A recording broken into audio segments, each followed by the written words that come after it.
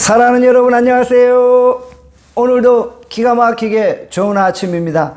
저는 신도림에 위치한 나눔교회 안경민 목사입니다. 오늘 2020년 9월 15일 화요일 큐티 본문은 예레미야 32장 1절에서 15절까지입니다. 오늘 본문은 우리에게 무엇을 말씀합니까?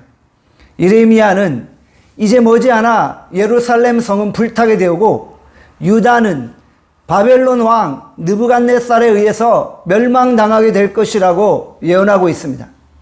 예레미야는 유다의 멸망을 예언함으로써 유다 왕 시드기야에 의해 잡히게 되었고 시위대들 감옥에 갇히게 된 것입니다.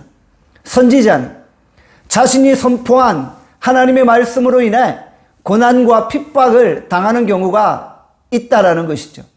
갇힌 신세가 되어버린 예레미야가 얼마나 불쌍하고 처량합니까? 그때 하나님의 말씀이 예레미야에게 임한 것입니다.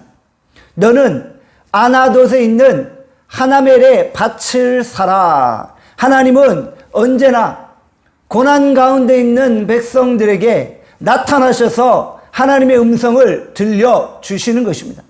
그 말씀을 통해 고난을 이겨낼 수 있는 새로운 힘을 공급하시는 것입니다.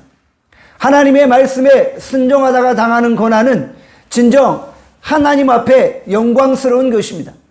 예레미야는 밭을 사라는 하나님의 명령에 그대로 순종하고 있습니다. 하나멜은 유다가 곧 멸망당할 것 같았기에 급하게 자신의 땅을 판 것입니다. 나라가 망해버리고 있는데 땅을 산들 무슨 소용이 있겠습니까?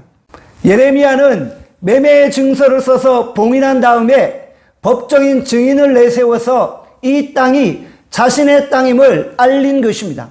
그리고 은 17세겔을 달아서 하나멜에게 준 것입니다.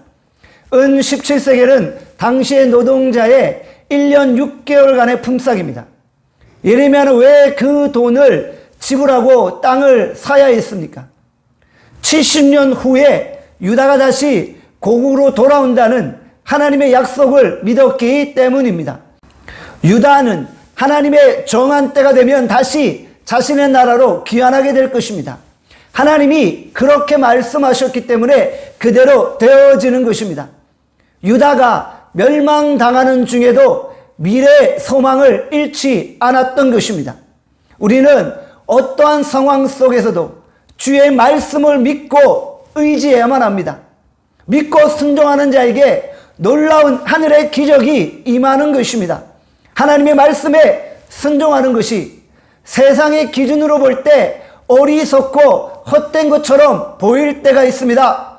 그러나 여러 가지 환경 속에서 절망하지 말고 그 환경에 현혹되지 말아야 합니다.